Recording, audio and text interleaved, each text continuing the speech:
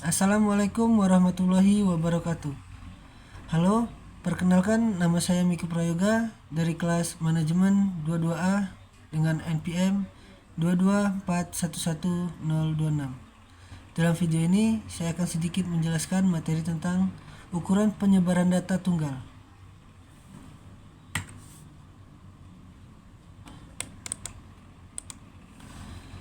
Pentingnya memahami ukuran penyebaran data tunggal dalam statistik. Ukuran penyebaran data tunggal dalam statistik penting untuk dipahami karena dapat memberikan informasi tentang bagaimana data tersebar di sekitar nilai tengahnya. Informasi ini dapat digunakan untuk memahami karakteristik data. Ukuran penyebaran data dapat membantu kita untuk memahami bagaimana data tersebar di sekitar nilai tengahnya. Misalnya, jika ukuran penyebaran data kecil, maka data tersebut cenderung berpusat di sekitar nilai tengahnya. Sebaliknya, jika ukuran penyebaran data besar, maka data tersebut cenderung tersebar lebih luas di sekitar nilai tengahnya. Membandingkan data dari kelompok yang berbeda. Ukuran penyebaran data dapat digunakan untuk membandingkan data dari kelompok yang berbeda.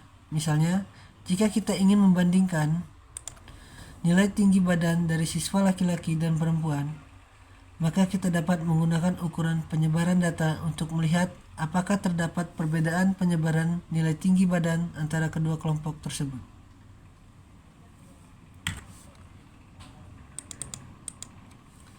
Berikut adalah beberapa ukuran penyebaran data tunggal yang umum digunakan dalam statistik.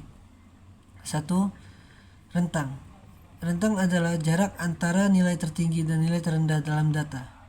Rentang merupakan ukuran penyebaran data yang paling sederhana, tetapi tidak terlalu akurat karena hanya dipengaruhi oleh dua nilai data saja. Kedua, jangkauan kuartil. Jangkauan kuartil adalah jarak antara kuartil ketiga dan kuartil pertama. Ketiga, jangkauan kuartil merupakan ukuran penyebaran data yang lebih akurat daripada rentang karena dipengaruhi oleh lebih banyak nilai data. Simpangan baku adalah akar kuadrat dari ragam. Simpangan baku merupakan ukuran penyebaran data yang paling akurat karena dipengaruhi oleh semua nilai data.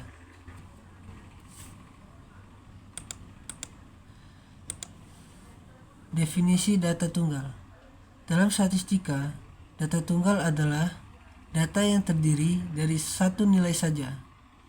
Data tunggal dapat berupa data kuantitatif atau data kualitatif. Data kuantitatif adalah data yang dapat diukur secara numerik, seperti tinggi badan, berat badan, nilai ujian, dan lain sebagainya.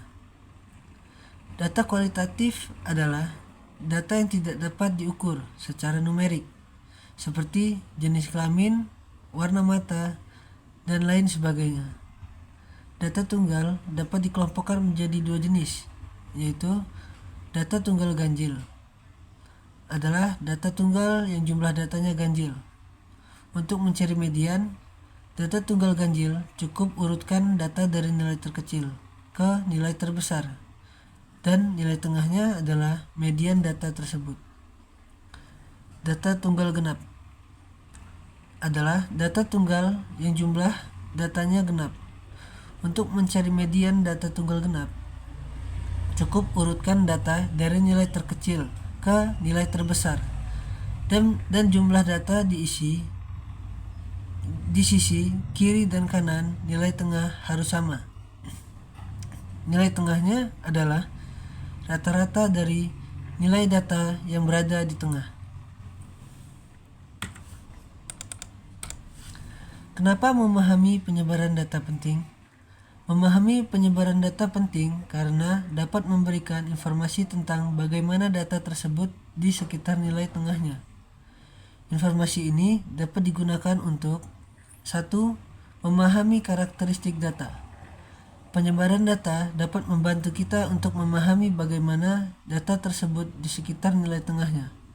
Misalnya, jika penyebaran data kecil, maka data tersebut cenderung berpusat di sekitar nilai tengahnya.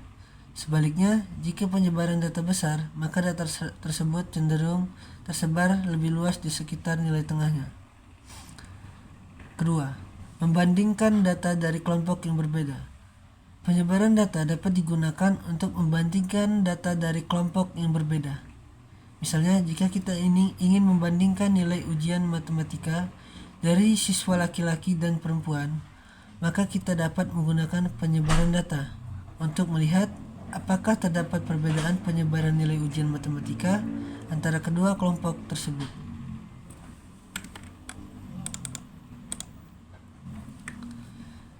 Jenis ukuran penyebaran data tunggal. Ukuran penyebaran data tunggal adalah ukuran yang digunakan untuk menunjukkan seberapa jauh data tersebar dari nilai tengahnya. Ukuran penyebaran data tunggal dapat dibedakan menjadi dua jenis, yaitu yang pertama, ukuran penyebaran data absolut adalah ukuran penyebaran data yang dihitung tanpa mempertimbangkan nilai tengah data.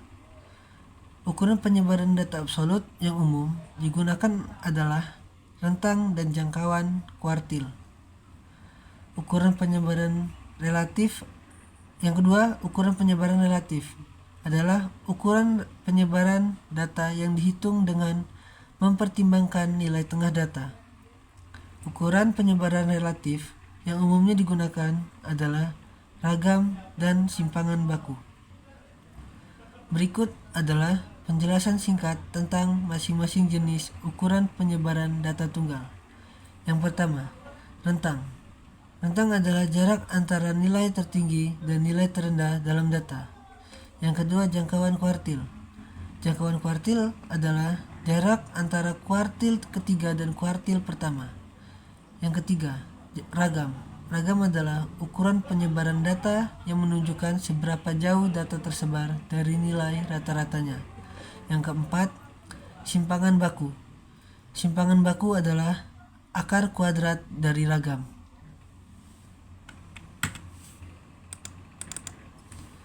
Kesimpulan, penyebaran data tunggal merupakan ukuran seberapa jauh data tersebar dari nilai tengahnya. Penyebaran data tunggal dapat dibedakan menjadi dua jenis, yaitu ukuran penyebaran absolut dan ukuran penyebaran relatif. Ukuran penyebaran absolut yang umum digunakan adalah rentang dan jangkauan kuartil. Ukuran penyebaran relatif yang umum digunakan adalah ragam dan simpangan baku. Pemilihan ukuran penyebaran data tunggal yang tepat tergantung pada tujuan analisis data yang dilakukan. Memahami penyebaran data tunggal penting karena dapat memberikan informasi tentang karakteristik data, membandingkan data dari kelompok yang berbeda, membuat keputusan, mengidentifikasi outliers, dan mengembangkan model prediksi. Mungkin itu saja yang bisa saya jelaskan mengenai materi tersebut. Kurang lebihnya saya mohon maaf. Saya akhiri. Wassalamualaikum warahmatullahi wabarakatuh.